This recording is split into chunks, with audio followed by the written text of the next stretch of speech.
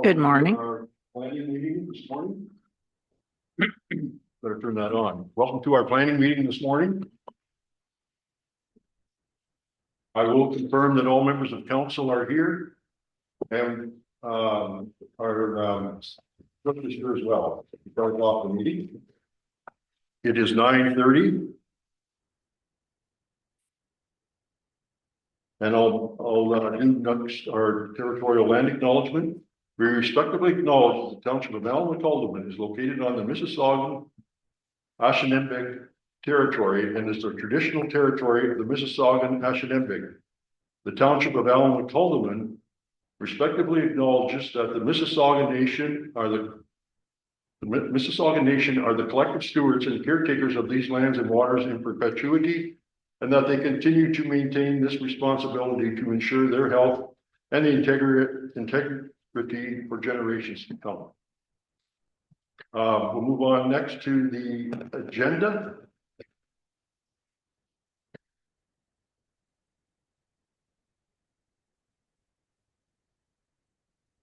The agenda of the municipal planning regular council meeting held on December 17, 2024 be approved. I get a mover in a second. Moved by Deputy Mayor Stover, seconded by Councilor O'Neill.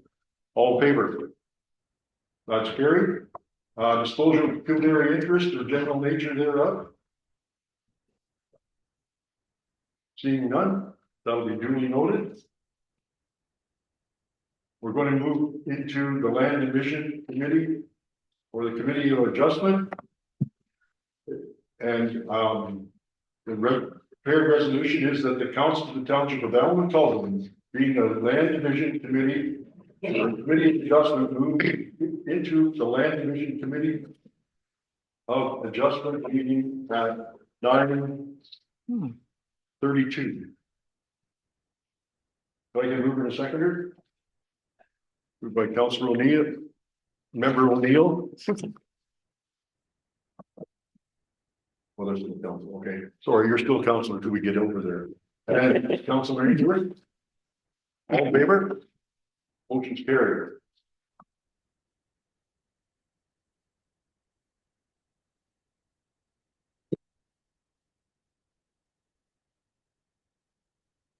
Oh, I will confirm that our committee secretary treasurer is here this morning.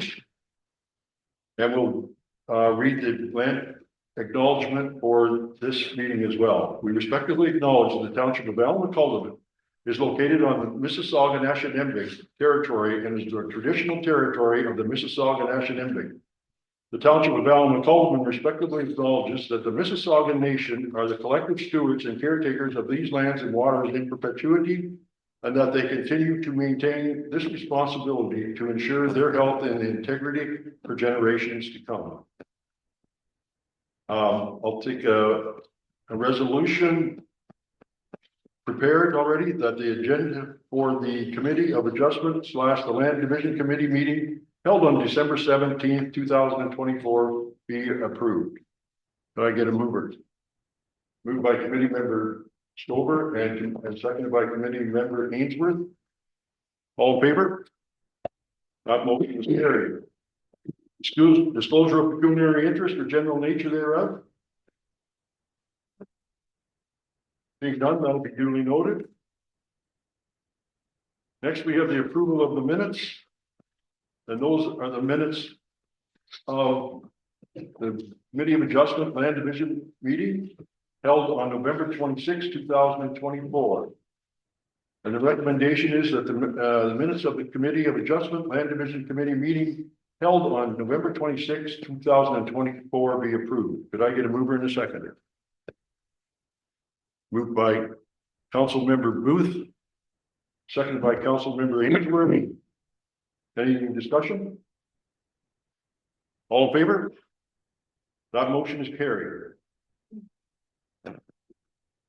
Okay, we're going to move on to minor variances. And I believe the first minor variance that we're dealing with is the Ministry of Transportation, MB05 2024.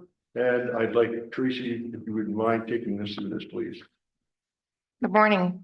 Through the chair, the Ministry of Transportation acquired 197 Massey Road in 2024 for highway planning purposes. The lot was created initially through a consent application in 2008 by severing the parcel of severing this property from a parcel to the east, which has also been acquired by the MTO. The MTO wishes to dispose of a part of the property which has the house on it, and the balance of the property is needed for future road widening associated with Highway 401. There was a building permit issued for a single detached dwelling in September of 2019. Since the property is within the MTO permit control area, a permit was issued by them in accordance with the Public Transportation and Highway Improvement Act.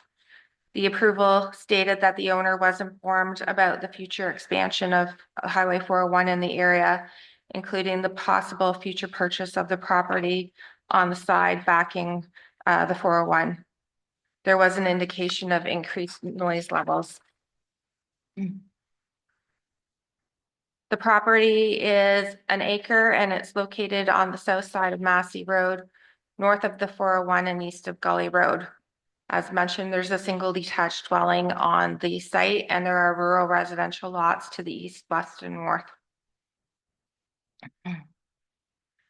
The proposal is consistent with the provincial planning statement as well as the township and county official plan.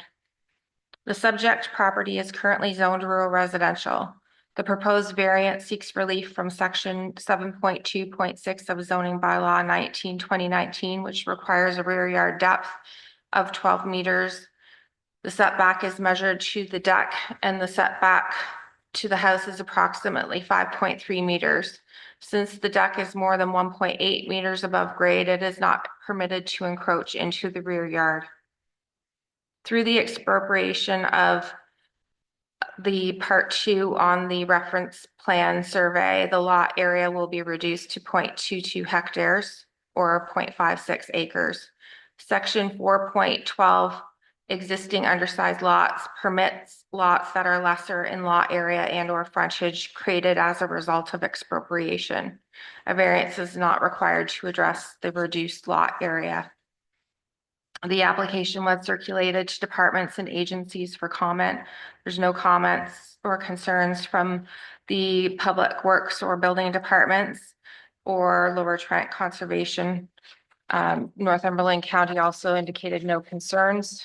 The MTO advised that under the Public Transportation and Highway Improvement Act, they control land use within 45 meters of the highway right of way and within 395 meters of the center point of the highway intersection and intersecting road.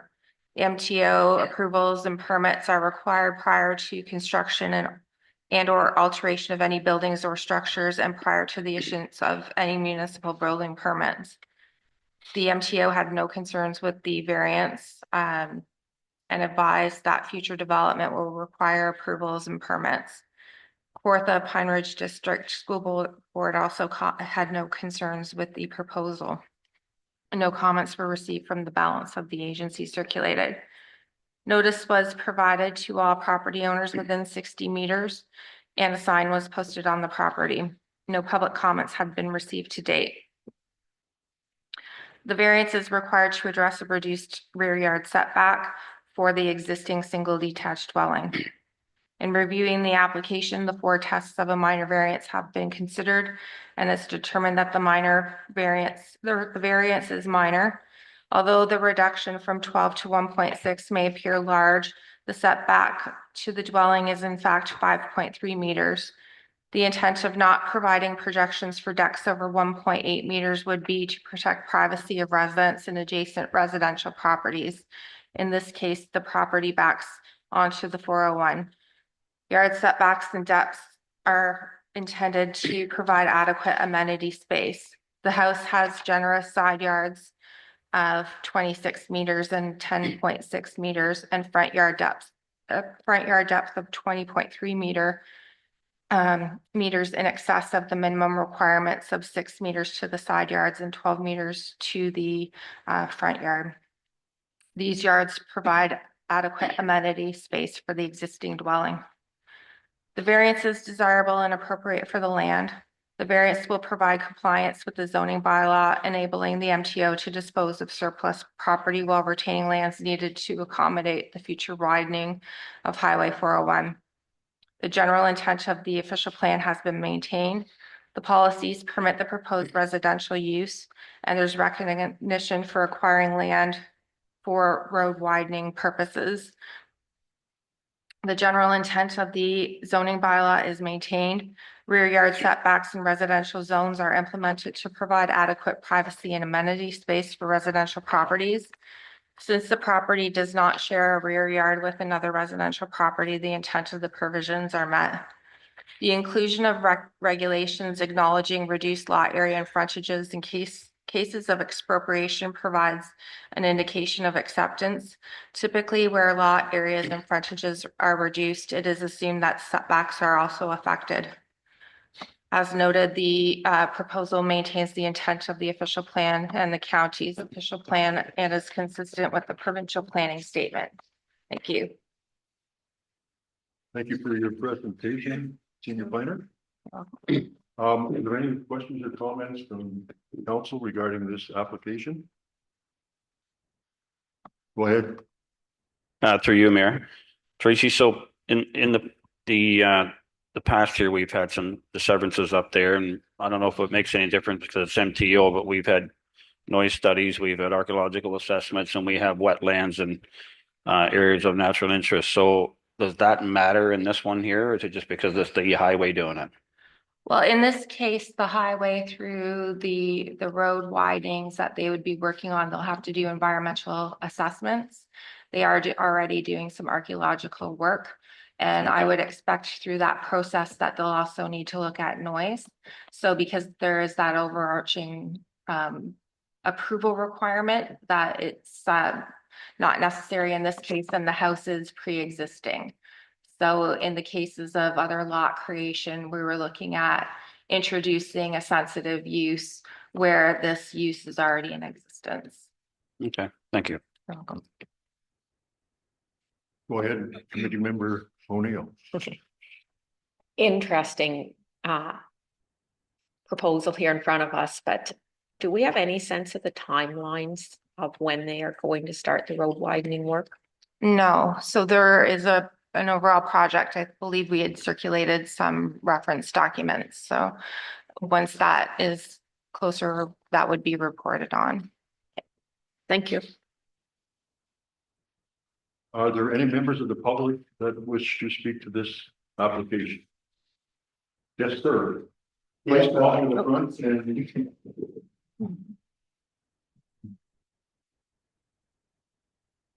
Placard on that day, December 5th, like 3:40 PM in the afternoon. That's not even 12 days ago.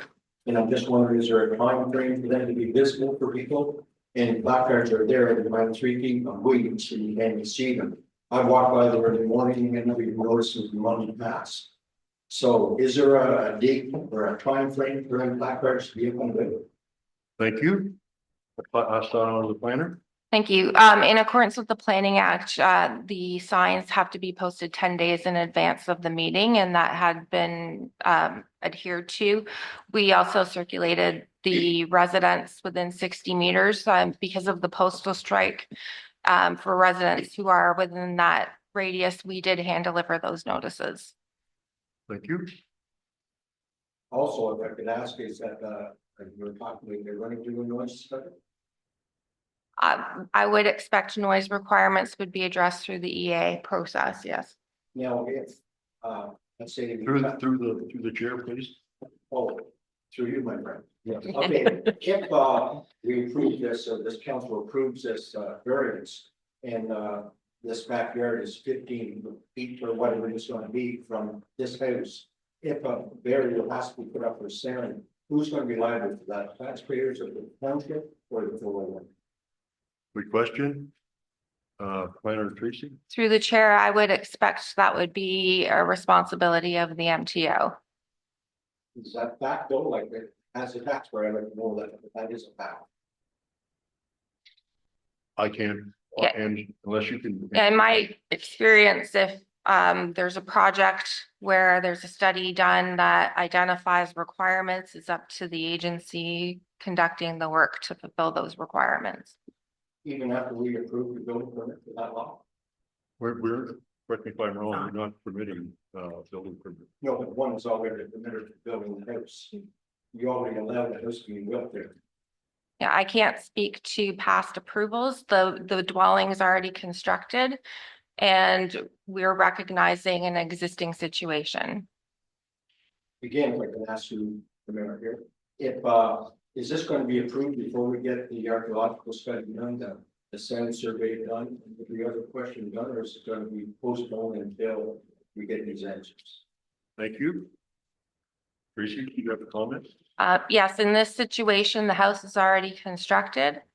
So if there were to be archaeological work, it would be related to the road construction and not the construction of the dwelling that's already in existence. Thank you. Does that answer your question, sir? Pretty well. Thank you. Yeah, thank you very much. Excuse me, Mayor Logal. I just have a question for our planner. It just came as Mr. Mott was speaking. Yes. May I go ahead? Thank you. Madam Planner, on this property, that the subject property we're talking about right now, if they were to want to build a secondary dwelling unit or something like that, would those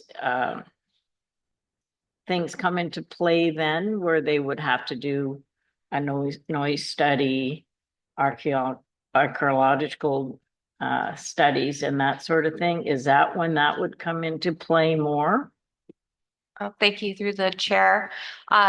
Those requirements would be asked for if a planning act application was necessary.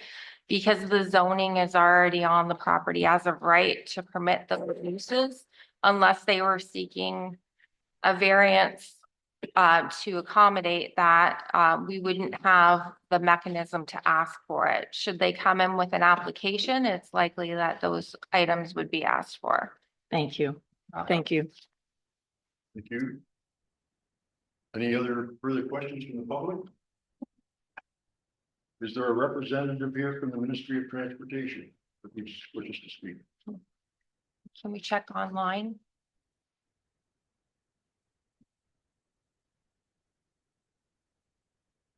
Mr. Mayor, we do have one person online. And we have a member of the public, and I do see the MTO had a hand up and just lowered it. Hand up from. Yes. Please go ahead.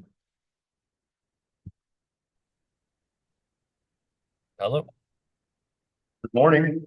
good morning. My name is Jay and I'm a direct neighbor of this property. My concern is with if there was a requirement to have a sound barrier put up, is there enough room after this variance is put in place to actually even put a barrier between the house and the property line? Go ahead, planner. Through the chair, I would expect that with the amount of space that would be acquired for the road allowance, that those items would be accommodated in the road allowance. That would be my opinion too. You have another question, sir? Did you hear that answer?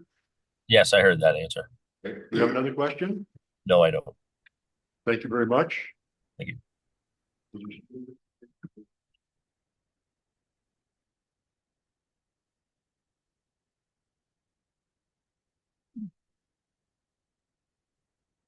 If there's anybody else online wishing to speak to this application, if you could please raise your hand and I'll be able to unmute you at that point. Thank you.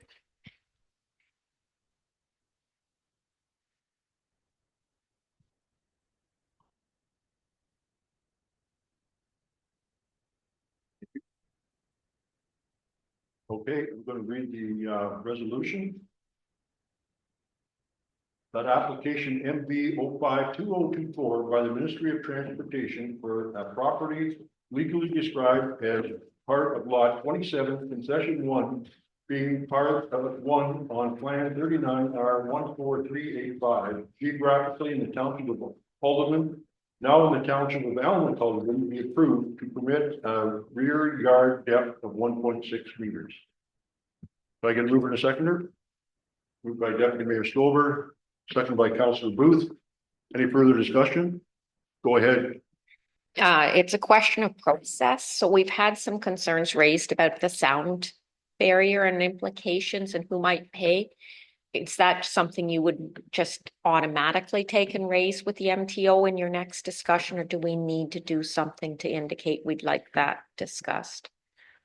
Thank you through the chair. EA processes are circulated to the jurisdictions, municipalities within the limits, and they would be asking for our feedback. So I think that would be something that whether it's through public works or planning, when whoever is taking the lead on the review of that should highlight to the MTO through the review process of an EA. Thank you. Any further questions or comments? All in favor? That motion is carried. Moving on to the second minor variance, there's an application from Ian Colner, MD 062024. And Tracy, would you please go ahead? Thank you through the chair. Through the review of a building permit for a secondary dwelling unit at 10021 County Road 2, it was determined that the gross floor area exceeded 50% of the gross floor area of the primary dwelling unit, which does not conform with the third bullet point of section 4.30.1K of zoning bylaw 19/2019. The applicant subsequently submitted a minor variance application to increase the maximum gross floor area to 83.2% of the primary dwelling. A detailed description outlining the request was provided and is attached to the report. The primary dwelling has a gross floor area of 1,558 square feet, excluding the attached garage space, and the proposed secondary dwelling is 1,296 square feet. To summarize, the secondary dwelling is proposed to accommodate an aging parent with medical conditions that require the use of a walker and is expected to result in the use of a wheelchair.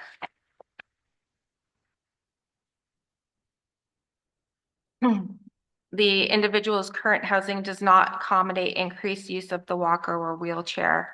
The proposed secondary dwelling has been designed for wheelchair accessibility, providing for the parent to maintain a level of independence. The subject property is located on the south side of County Road 2 near the western limits of the township, just east of Brookside Road. There's a detached dwelling on the subject property. There are vacant lots on either side and residential and agricultural properties to the north, east, south, and west.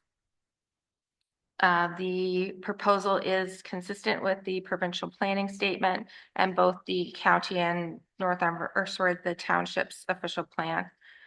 The property is zoned rural residential, and it permits the single detached and secondary dwelling, among other uses. Secondary dwellings are subject to regulations found in section 4.30 of the zoning bylaw. The regulations found in this section are crafted in a way to ensure the secondary dwelling is subordinate to the primary dwelling unit. Specifically, section 4.30.1K requires the maximum gross floor area of 50% of the primary dwelling, or 50 square meters, where the principal dwelling has a footprint of 100 square meters or less. In this case, it's greater than 100 square meters. The proposed dwelling unit has a gross floor area that is 83.2% of the primary dwelling. The application was circulated to a number of departments for comments, and no concerns with the proposal were identified. The county comments were not available at the time of the writing of the report. They have since reviewed the application and advised that the county requires a minimum setback of 30 meters between the structure to the center line of County Road 2. the owner must receive a setback permit prior to any construction and or the issuance of a building permit. Waste management had no concerns and neither did the septic inspection services. There were no planning objections to the proposal. The application was circulated to all property owners within 60 meters and a sign was posted on the property. We had not received any comments from the public as of the writing of the report. The variance to increase the maximum gross floor area, as noted, to 83.2% of the primary dwelling. In reviewing the application, the 4 tests for a minor variance have been considered and it has been determined that the variance is minor. The intent of requiring a gross floor area that is less than the primary dwelling is to ensure that the secondary dwelling is subordinate. When considering the footprint of the primary dwelling, including the attached garage being approximately 2,734 square feet, and the secondary dwelling being 1,296 square feet. The overall mass of the secondary dwelling is less than 50% of the primary dwelling at 47.4%. The variance is desirable and appropriate for the land.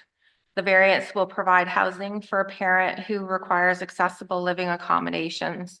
The additional gross floor area will permit the proposed accessible floor plan.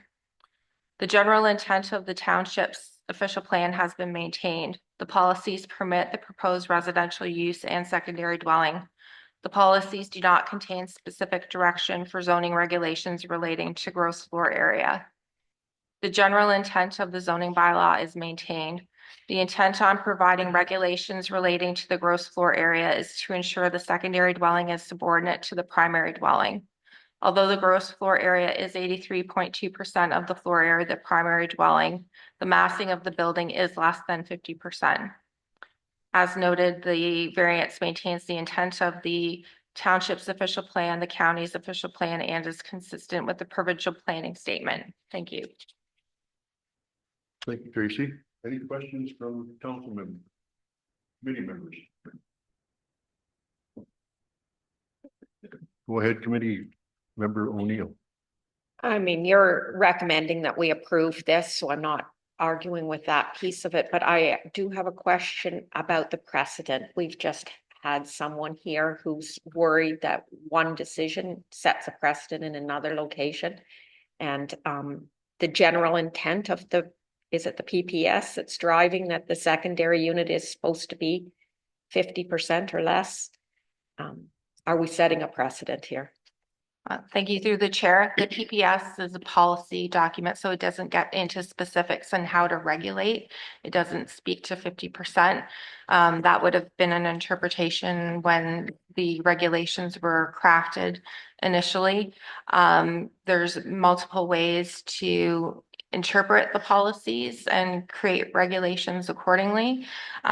Each application is looked at upon with its own individual merits.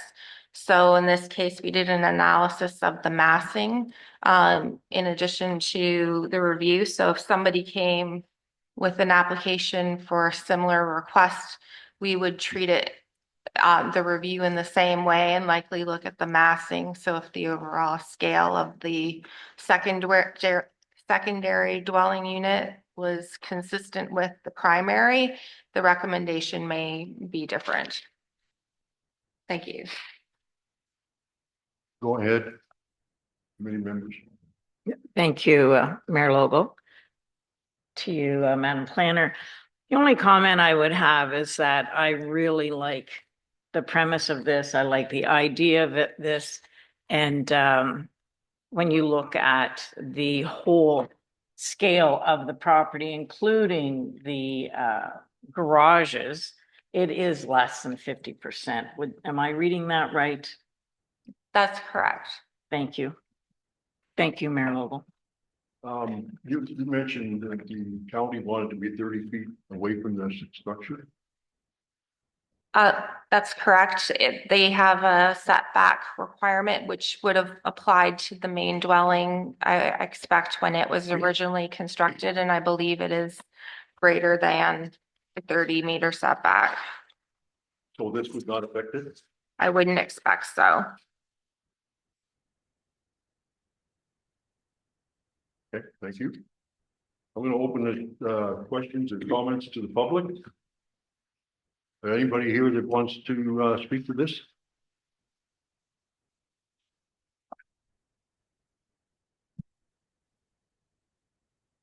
My name's Ian Kelmer. I'm owner of that property, and there's subject for variance, and I can answer the question that you just asked.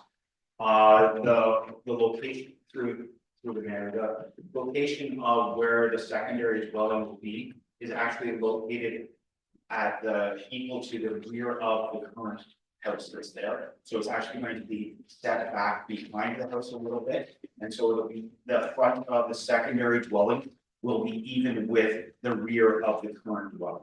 So it will be well set back in the 30-foot mark that Northumberland County requires. Thank you. Any other members of the public that'd like to comment on this? Going to ask if there's anybody online that would have any questions regarding this application.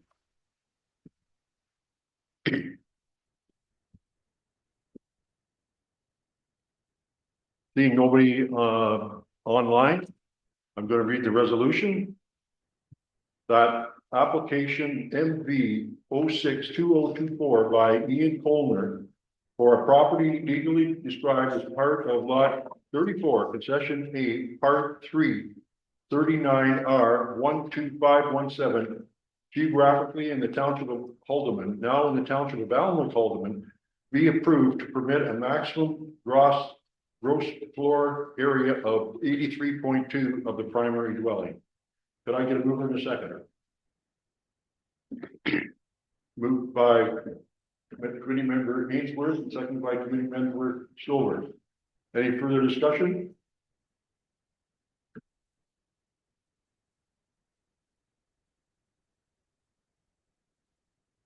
We're just going to make sure that the couple people that are on there now don't have an interest in this particular one. Sorry, through your mayor logo, just to confirm that the two people that are watching online, if you're interested in commenting on this before it moves any forward, if you could please raise your hand by clicking, I believe it's Control Y, sorry, Alt Y if you're using Windows, or Option Y if you're using Mac.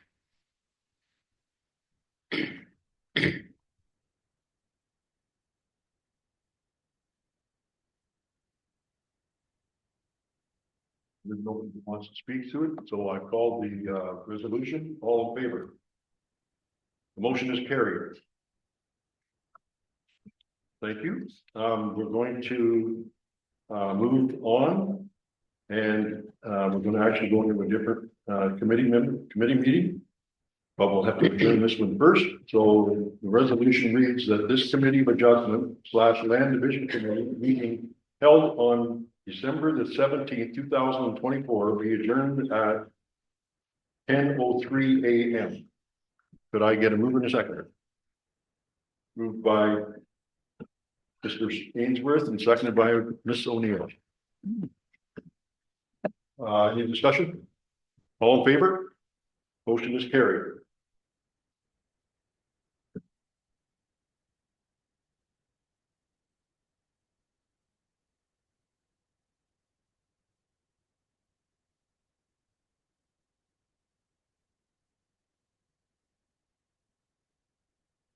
We're going to reconvene to the municipal planning / regular council meeting.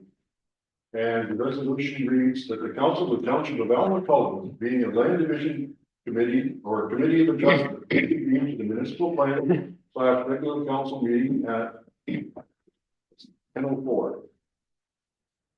I can move in a second. Moved by committee member Ainsworth, seconded by committee member Stolberg. All in favor? Motion is carried.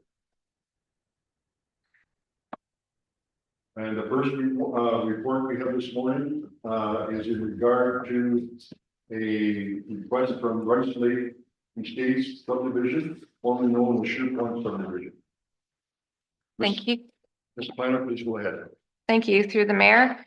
A request for the extension to the draft approval of Rice Lake Estates, formerly known as Sierra Point Estates, has been received by Northumberland County.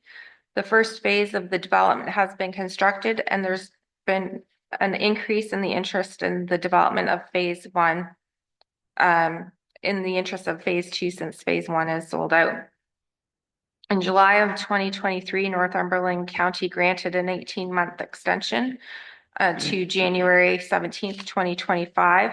The developer has been actively working on the registration of the phase two lands.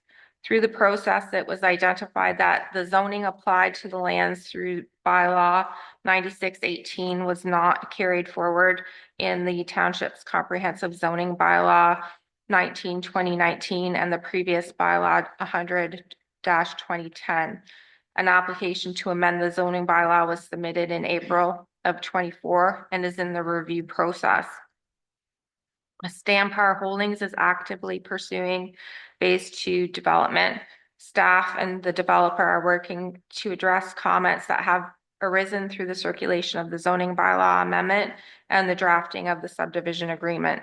There have been a number of meetings with Township, County, Lower Trent Conservation Authority staff and representatives from both Alderville and Hiawatha First Nations. Staff is working with the developer to address comments heard from Alderville and Hiawatha First Nations on archaeology and the protection of wetlands. Staff is waiting for advice from the Ministry of Citizenship and Multiculturalism on the archaeological assessments that were done to support the subdivision application. Additional field work may be required to address comments, which would have to occur in warmer months. Therefore, it is appropriate to provide for another 3-year extension to the draft approval. Power Holdings is actively pursuing this development. The approved draft plan approval, as noted, will expire in January without the requested extension. The developer has been committed to the development and is hoping to begin roadworks in the spring. It is recommended that council support the request for the extension. Thank you. Thank you, Tracy. Any questions or comments from council members? I just have one. The archaeological test that was completed, when was that done? There was initial phases in the 90s that were done, and then again in the early 2000s. There have been changes to the Heritage Act since then and improved guidelines for assessments. I believe it was released in 2011. So we're waiting for advice. It appears that the stage 4 assessment hadn't been submitted to the ministry, so I've since provided them with a copy, and I'm waiting for confirmation as to whether additional work is required. Thank you. And this number 2, second not application, but second phase. How many has it been decided how many homes would be involved in that?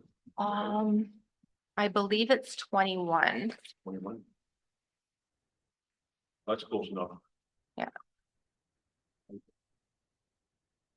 Unless you can find it quickly.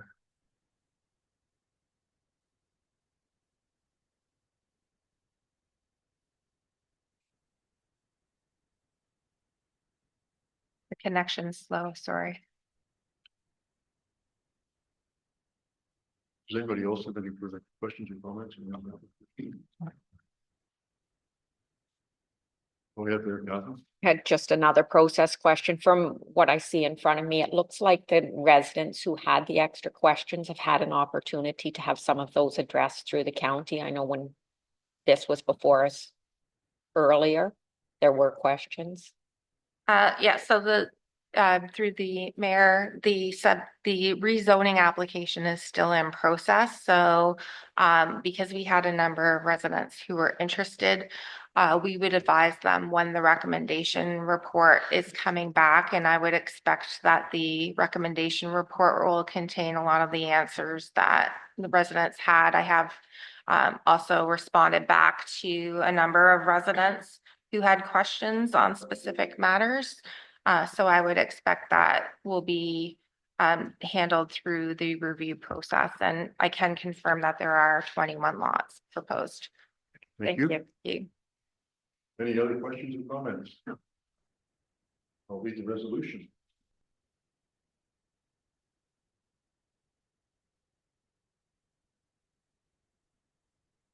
Council recommend that the Northumberland County issue a 3-year extension to the draft plan approval to the Rice Lake Estates subdivision. Can I get a mover in a second? Moved by Councilor Booth. Seconded by Councilor Ainsworth. Further discussion? All in favor? Motion is carried.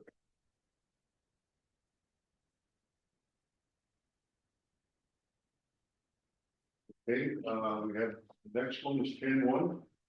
And the motion is that the regular council meeting of January 14, 2025, due to a closed session under the Municipal Act 239 2B regarding personal matters about an identifiable individual, including municipal or local board employees.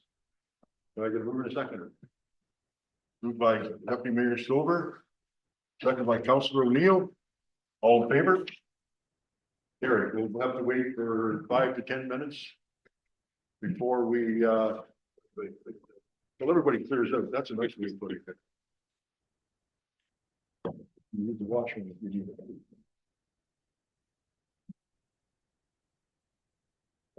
it. If I could please ask the two members of the public to leave the Zoom meeting, you'll be able to rejoin after the closed session resumes. Thank you.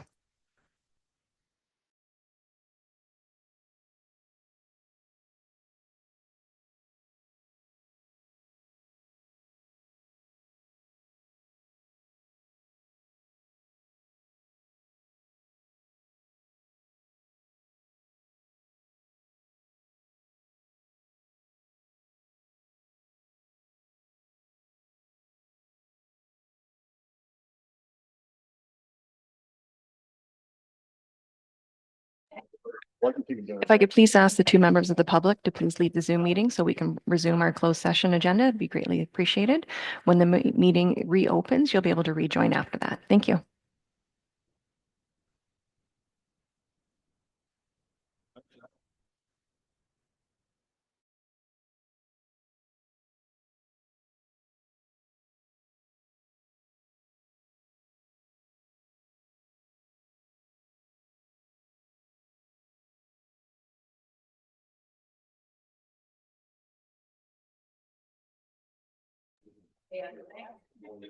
Ms. Tolan, if you could please leave the Zoom meeting.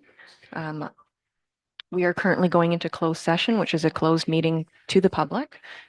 If you'd like to rejoin the meeting afterwards, you'll be able to do so when we resume. If not, you can watch the recording when it is back on YouTube. Thank you.